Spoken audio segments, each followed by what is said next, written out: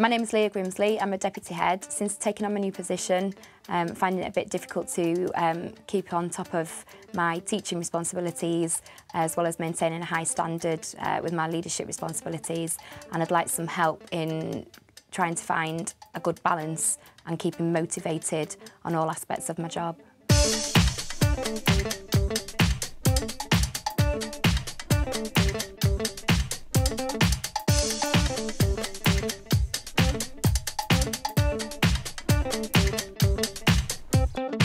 Gladina McMahon's one of the UK's leading life coaches, and today she's come here to chat to Leah Grimsley.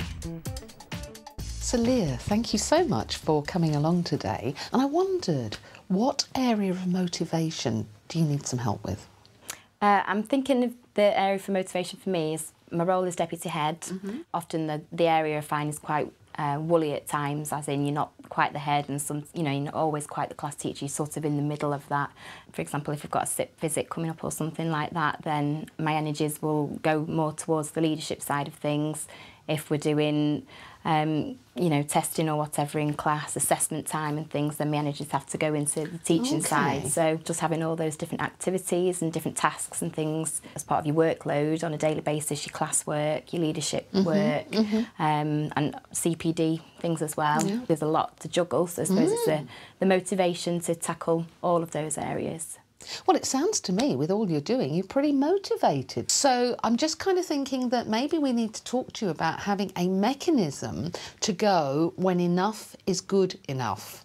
What I'd like to suggest is that you actually have a breakdown, okay, of all the tasks that you've got to do, and plan them a little bit more. So really be quite ruthless, like what is really important, what isn't, what could wait, okay, so that you start to plan your day and the activities you're going to put in around what's truly the most crucial thing to do. Yeah. Yeah. And also, how late do you tend to work in a day?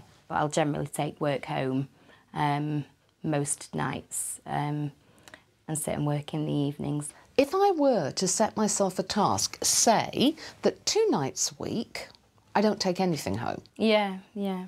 That would force me to prioritise, wouldn't it? You're doing, yeah. For the rest of the time. Yeah. And then, if you really made that sacrosanct for you and said, OK, what gets done the rest of the week is going to be good enough, but I'm going to really look at the priority. I'm going to focus on the priority.